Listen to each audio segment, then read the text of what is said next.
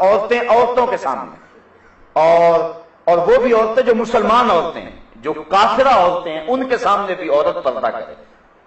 یعنی اس بات کی بھی تاکید کی گئی ہے کہ کافرہ عورت کے سامنے بھی جو ہے وہ پردہ کرے، اس کو بھی اپنی زیب و زینت نہ بنائے، کیونکہ وہ اتنی مقدس ہے جس طرح شہوانی نگاہ اس کے چہرے پہ نہیں پڑنی چاہیے، کسی غیر جو ہے وہ مسلم عورت کی ناپاک نگاہ بھی اس کے مقدس چہرے پہ نہیں پڑنی چاہیے۔ یہ اسلام نے عورت کو عزت دی ہے، یہ اس کو مرتبہ دیا ہے۔ بلکہ ایک مخنث حضور علیہ السلام کے گھر میں آتا تھا اور ازواج مطہرات ان کے پاس بیٹھ جایا کرتی تھی۔ حضور علیہ السلام نے کبھی کچھ نہیں کہا تھا۔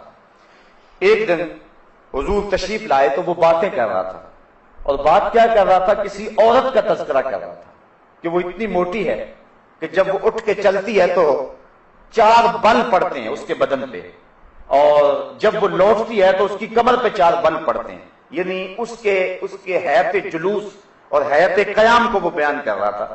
تو آقا کریم علیہ السلام نے ازواج مطہرات سے فرمایا کہ اس سے بھی تم پردہ کیا کرو، اگرچہ یہ مخنث ہے لیکن چونکہ یہ عورتوں کے ان محاسن پہ نظر رکھتا ہے، وہ شخص کے جس کی نظر خراب ہو یا جس کے خیال کے اندر وسوسہ پیدا ہو سکتا ہے، اور یا جس کے خیال کے اندر پلیتی آ سکتی ہے، اگرچہ اس کے اندر مرد والی خاصیت نہ بھی ہو، تو قوم کی بیٹیوں کو اس سے بھی پردہ کرنے کی ضرورت ہے۔ اس لیے کافرہ عورتیں جو ہیں ان سے بھی پردہ کرنے کی تلقین کی گئی ہے۔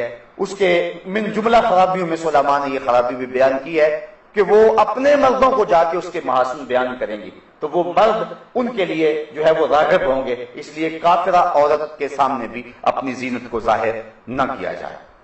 اللہ اکبر۔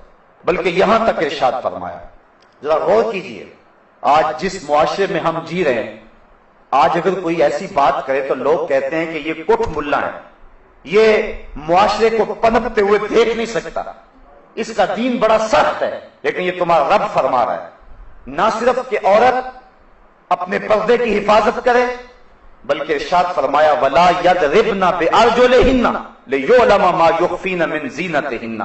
عورت اپنے گھر کی 4 دیواری کے اندر اپنا پیر اتنے زور سے نہ رکھے کہ اس کے پاؤں میں پڑے ہوئے پازیب کی چھنکار باہر گزرتے ہوئے غیر مرد کے کانوں میں پڑے۔ یعنی اسلام یہاں تک عورت کو پردے کی تلقین کرتا ہے، نہ صرف عورت پردہ ہے، نہ صرف اس کے چہرے اور اس کے ہاتھوں کا پردہ ہے، نہ صرف کہ اس کی آواز پردہ ہے، بلکہ عورت کے ساتھ نسبت ہو گئی جس زیور کی، اسلام کہتا ہے کہ اس زیور کی چھنکار بھی غیر مرد کے کانوں تک نہ پہنچے، کیونکہ یہ زیور ایک عورت نے پہنا ہوا ہے، اور عورت اتنی مقدس ہے کہ اس کے پاؤں سے جڑنے والے زیور کی چھنکار کا بھی پردہ بن گیا۔ بلکہ دیکھیے یہاں 22ویں پارے کے ابتدا کے اندر اللہ تعالیٰ جل شانہ نے جو حکم دیا حضور کی ازواج مطہرات کو، ذرا اس پہ غور کیجئے، اللہ تعالیٰ کیا ارشاد فرما رہا ہے۔ ارشاد فرمایا یا نساء النبی لستن کاحد من النساء، اے نبی کی بیویوں تم عام عورتوں کی طرح نہیں ہو۔ میں کہتا ہوں بدقسمت ہیں وہ لوگ جو نبی کو اپنے جیسا کہتے ہیں، بدقسمت ہیں وہ لوگ۔ اللہ کہتا ہے نبی کی ازواج، نبی سے نسبت ازدواج رکھنے والی خواتین تم عام عورتوں جیسی نہیں ہو، چونکہ تمہاری نسبت رسول سے ہو گئی ہے۔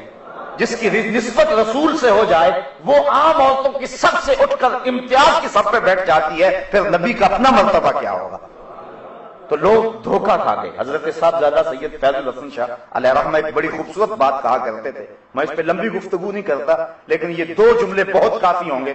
آپ فرمایا کرتے تھے تو نے حلیمہ کی بکریوں کے پیچھے پیچھے تو دیکھا ہے، سدرہ پر جبریل کے آگے آگے کیوں نہیں دیکھا؟ اور اقبال کہتا ہے کہ تو نے یوسف کو کنویں میں دیکھا تو کیا دیکھا، ارے ناداں جو مطلق تھا مقید کر دیا تو نے، تو ابھی تک کنویں میں دیکھ رہا ہے، وہ تو مصر کے تخت کا مالک بھی بنا ہوا ہے۔